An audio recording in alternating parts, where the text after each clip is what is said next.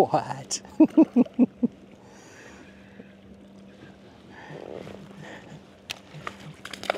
Get in here.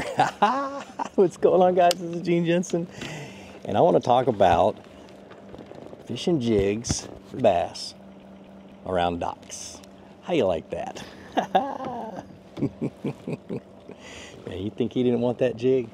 So what I'm fishing right here is a Picasso football light wire jig. I love light wire jigs. You don't have to set the hook as hard, and you get more hook sets, but it's gotten to be one of my favorite jigs. Not sponsored, just let you guys know. So let's let that one go. All right, so the first thing I want to talk about is the equipment that I'm using when I'm fishing docks. I love forward-facing sonar when you're fishing docks. You can see up underneath there, you know exactly what part of the dock the fish are in, but most of the time you can't get a bait in there, especially around these. You got lots of boats in the boat slips, and you've got lifts that are in the way, boat lifts that are in the way, and sometimes you just can't get to them. But you want to try to get around the edges of the school when they're tucked up in that dark stuff, and you really got to have the right baits to do it. So I want a bait that's going to skip. My number one skipping bait is going to be a wacky rig. I just broke mine off a few minutes ago, but I love to throw a wacky rig on this soggy sniper rod. It's a 5-foot or 6'4" short medium power rod or medium action rod, and it's really easy to skip. Short handle. You can take it as I beat the crap out of my camera. You can skip it up underneath docks. Really easy, and pair it with a BFS reel. This is the Kestrel from Cast King, but pair it with a BFS reel and you can skip wacky rigs underneath docks with a bait caster and get more casts in. Another one I'm going to throw is going to be a shaky head. Got it sitting right here. Bass a few minutes ago took my worm. I haven't re-rigged it yet, but a shaky head on a spinning rod. You can skip a shaky head really easy on a spinning rod, or put it on a sniper rod or something like that. Just something that's got a lot of flex and real easy to get it right up underneath there without getting too many backlashes. Now, my third favorite thing to fish around docks when they're tucked up underneath there on those sunny days is going to be some type of a jig. And because I'm fishing for it's not smallmouth, spotted bass, I'm going with a small jig. This is a tungsten football jig from Picasso. It's got a 3/0 hook, just a tiny package, and I want to get a trailer. This is a Rage Menace trailer, something that's got a lot of kick to it to slow that fall down, so they can see it come down after it, and if they're really on it, they won't even let it hit the bottom before they grab it. But those are the ones that I typically throw the most around docks. Shaky head being wacky rig being number one choice, shaky head being number two choice, and jig being my choice, because if they're on it, I'm like a kid in a candy store. I'm so happy. I love a jig bite. All right, let's talk about how to fish the docks and what you're looking for.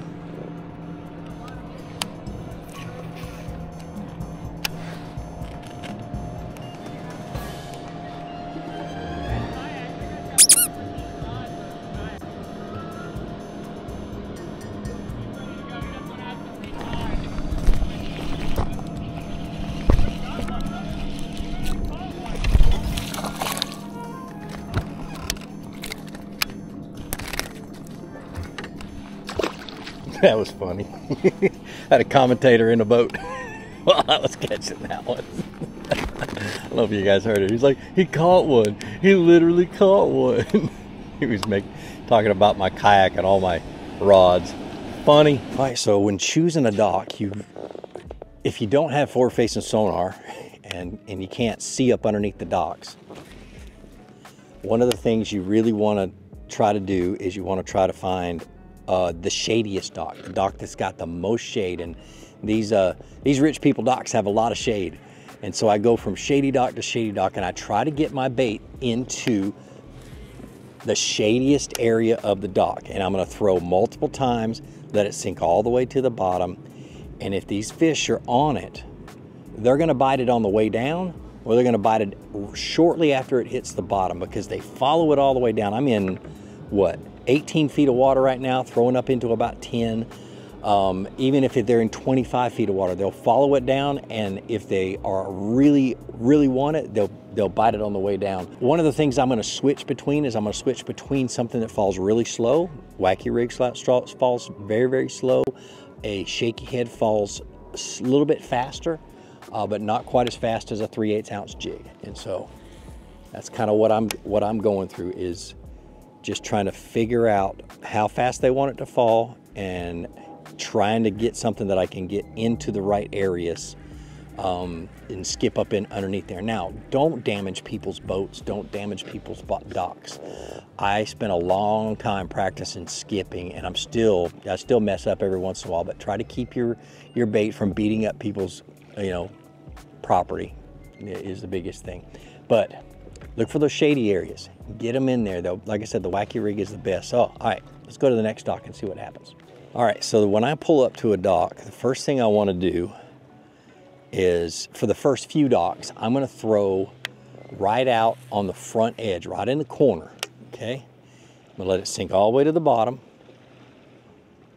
I'm going to shake it. I'm going to make 4 or 5 casts up front, because a lot of times those spots, when they're ambushing bait that are going around the docks, they're going to be on that outside corner, okay?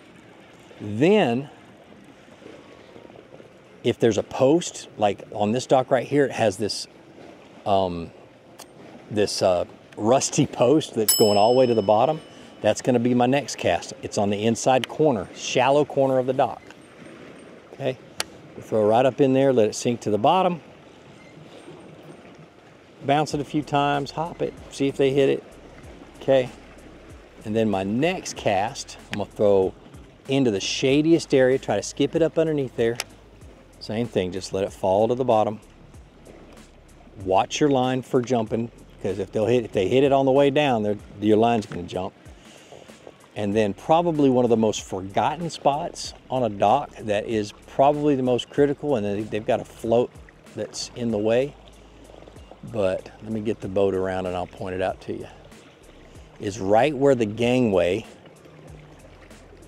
meets the dock. You see that right there?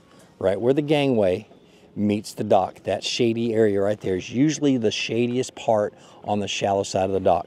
Now, take note of where you catch the fish, what position or what spot, deep or shallow on the dock you're catching these fish, and go to the next dock and do the same thing over again. But if you catch the second fish in that same type of area, shallow, back corner, whatever, under the gangway, way up on the bank or whatever else, then you can go from dock to dock to dock to dock and hit just those areas. If you're not catching them on the end and you're only catching them in the inside, then that's all you got to do for the rest of an hour or two until something changes. It's pretty simple. It's tedious though, because you're working your way in and out and around the docks. Now, the advantage of a kayak is I can get way up against these cables, and I can get into a little bit more places than what a big boat can. But a big boat, if you work hard enough, you can do it too. So now with forward-facing sonar, like Live Target here, what I do, matter of fact, let me do this. Let me grab the camera, put it on my chesty. All right. So what I do with forward-facing sonar is I go around and I just scan the docks, and I try to figure out exactly where the school is. See this dock right here? Now, those aren't fish, that's part of the dock, but these might be and those might be. I'm coming in at kind of an angle. You see what angle I'm coming in at? Okay, so I'm gonna go along the side. I'm gonna scan front to back. Okay. See, those are fish right there. See, those are all fish right there. They are 40 feet out, so they're on the other side of the dock. There's no post on this dock. Okay, and there's one more fish right there. Now, we've got some, nope, that's the cable. See that right there that looks like a fish? See all this right here that looks like a fish? That's all cable, that's the cable right there. So they are right here in this area, right up in the front. So I'm gonna go around the other side, and I don't see those fish anymore. There's a couple of them underneath there. Let me see if I can get one. I come out. I may have to go find another one. Yeah, I'll go find another one.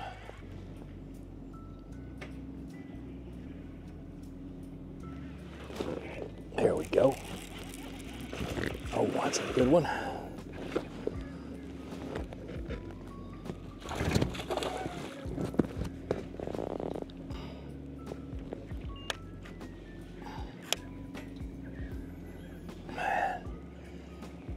It's so good. Nice. Look how big that one is. Oh. Oh, don't do that.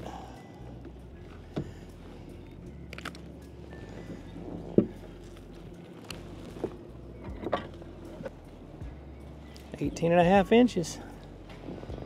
Nice. So another thing I look for is I want a dock. I want a dock that's got a lot of fish underneath it. I want them to be competing for the bait. If you look under this dock, there should be, I'll be able to see if I can see how one fish down at the bottom. Nope, there might be two. But I want multiple fish so they'll compete where my bait is it's falling. Okay. See that one fish right there on the bottom? Right there. I don't even think it's a bass, but we're gonna throw in there anyway. Yep, there he was. Right there. Not a very big one. Threw in there, he came down and bumped it. Just like that, a little bitty baby one. But typically I want a dock that has a lot of them because typically they're bigger and they compete.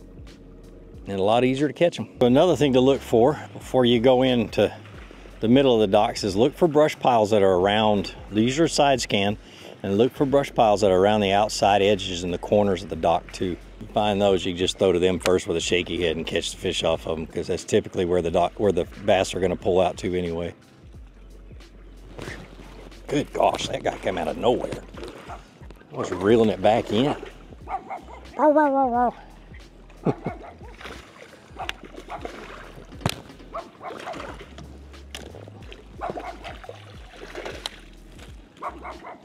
He's a cute little fish. All right.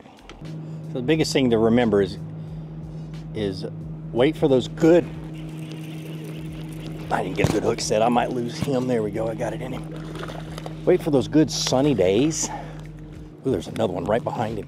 Look for those good sunny days to get up underneath docks and catch fish out from underneath them. It concentrates and pushes them in. That's one of the most important things. It gets them to where their positioning is predictable, and you'll catch some. You can duplicate it all over the lake. Just figure out what part of the boat docks they're in, and as soon as the sun goes away, or as soon as conditions change, the fish are going to change too, but they're always going to be located to that dock or docks nearby unless they're moving into spawn or anything like that. So man, I love fishing docks. I used to hate fishing floating docks, and I just spent the time getting used to it and getting good at it. Man, it's a blast. So, but like I always say, be sure to introduce somebody to fishing. Introduce them to my channel. Let me help you teach them how to fish. More importantly, get out on the water, go out and catch some fish, and have a great day. We'll see you.